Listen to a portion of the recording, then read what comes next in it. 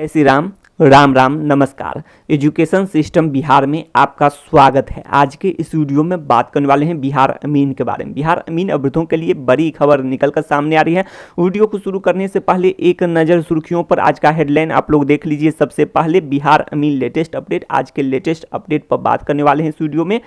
अच्छी खबर पर भी बात करने वाले हैं इस वीडियो में, महत्वपूर्ण जानकारी साझा करने वाले हैं। तो आप लोग इस वीडियो में बने रहें और वीडियो को अंत तक देखें। सबसे पहले आप लोग यह भी देख सकते हैं अमीन अभ्यर्थियों को जल्द मिल सकती है खुशखबरी। तो जी बिल्कुल आप लोग को उम्मीद बनाए रखना है। विभिन्न चैनलों के माध्यम से भी आप लोग को यह जानकारी मिलती रहती है कि खुशखबरी आप लोग को देखने को मिल सकती है। तो जी बिल्कुल ऐसे में उम्मीद बनाए रखें, उम्मीद कायम रखें।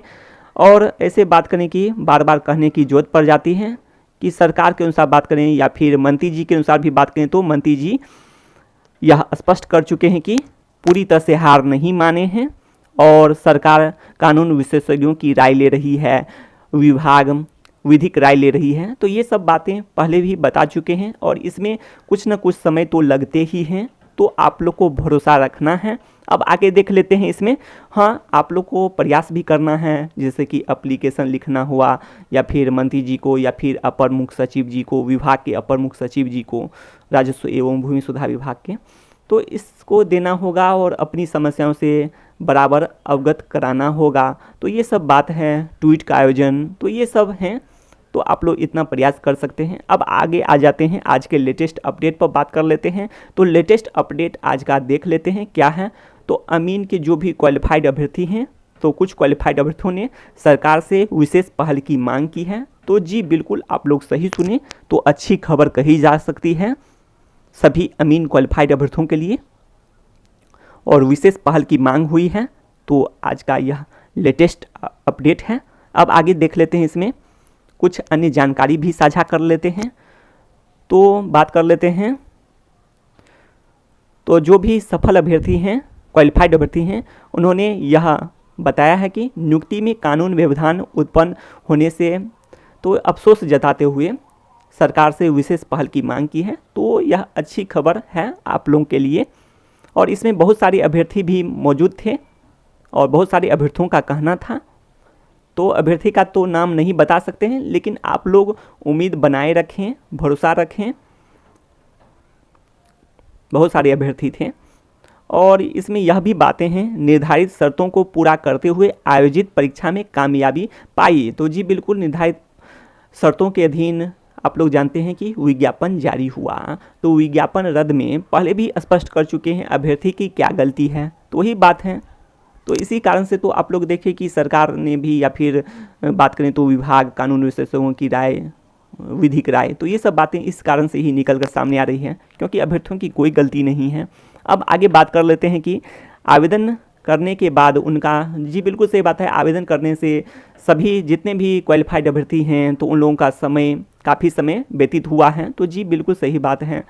तो ऐसे में आप लोग समझ सकते हैं कि बहुत सारे अभ्यर्थी परीक्षा देने के लिए दूर दूर गए और ये सब बात है कि शॉर्ट लिस्टेड हुए हैं। तो उस समय में जो होना चाहिए सो होना चाहिए, इतने समय व्यतीत हो चुके हैं। और देख लेते हैं कि कानूनी अड़चनों को दूर कर उनकी नियुक्ति बहाली का मार्ग प्रशस्त करने के लिए सरकार से विशेष पहल की उम्मीद की जा रही है अभ्यर्थियों द्वारा। तो जी बिल्कुल आप लोग को उम्मीद रखनी भी चाहिए, सरकार से विशेष पहल हो।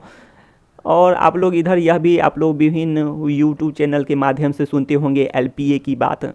तो देखिए आप लोग को तो डबल बेंच, एलपीए, तो ये सब का बात भी आती रहती है। और आगे बात कर लेते हैं रीट याचिका के बारे में। तो रीट याचिका के बारे में भी आप लोग को खबर मिलती रहती है कि जो कुछ रीट याचिका हैं जो 93 पर हैं, 95 पर हैं, तो इस तरह के आप लोग को खबर देखने को मिल जाती हैं। तो जी ऐसे में भी आप लोग को कुछ इसमें भी आ सकती है कोई अपडेट, तो इसको भी साझा करेंगे। लेकिन अभी के अनुसार आप लोग उम्मीद बनाए रखें, यह सब भी हो सकता है रीट याचिका की भी सुनवाई जल्द से जल्द। अब आगे बात कर लेते हैं, तो कुछ और भी खबर देख लेते हैं। तो खबर यह है कि 96 मतलब 96 अमीन ऐसे थे जिसके सर्टिफिकेट फेक सर्टिफिकेट थे। तो आप लोग समझ सकते हैं 96 अभ्यर्थी को बर्खास्त किया गया है। अमीन को, जी बिल्कुल 96 अमीन को जो सेवा में थे उनको बर्खास्त किया गया है। सर्टिफिकेट आप लोग समझ सकते हैं, फिक्स सर्टिफिकेट होगा। तो ये सब बात है। तो ऐसे में आप लोग जान सकते हैं कि 38 अमीन ऐसे थे जिसका सर्टिफिकेट की बात करें तो यह बात कर रहे हैं विशेष सर्वेक्षण अमीन। तो विशेष भूमि सर्वेक्षण अमीन के बारे में बात कर रहे हैं। तो 38 अमीन का सर्टिफिकेट की बात करें तो एक ही विश्वविद्यालय से था और 58 अमीन का सर्टिफिकेट अलग अलग संस्थान से था। तो इसको अभी बर्खास्त किया गया है। तो इसमें भी कुछ समय दिया जाएगा, सभी से पूछा जाएगा, पूछताछ का समय दिया जाएगा। तो ये सब बात हैं। अब आगे बात कर लेते हैं कि ऐसे भी मामला सामने आया है कि सिविल इंजीनियरिंग का डिप्लोमा नहीं था। जिस विश्वविद्यालय की बात करें उसमें सिविल इंजीनियरिंग का डिप्लोमा नहीं था, वहाँ से सर्टिफिकेट की बात सामने आ रही है। तो ये सब बात हैं, तो इस पर भी आगे बात करेंगे। तो ऐसे में पहले भी बता चुके हैं कि 721 पोस्ट की बात करें तो जिसमें से फाइनल सिलेक्शन की बात करें तो 3 का ही चयन हुआ था। जी बिल्कुल, पहले भी बता चुके हैं कि 721 पोस्ट था शायद, जी पहले भी बात किए थे। तो उसमें 3 का ही चयन हुआ था। तो ऐसे में आप लोग समझ सकते हैं कि ऐसे में सरकार कुछ न कुछ तो विशेष पहल कर सकती है और अभ्यर्थियों की मांग भी जारी है। आज भी बात किए हैं इस पर। तो आप लोग को भरोसा रखना चाहिए और उम्मीद बनाए रखें जब तक फाइनल निर्णय नहीं आ जाता है तब तक।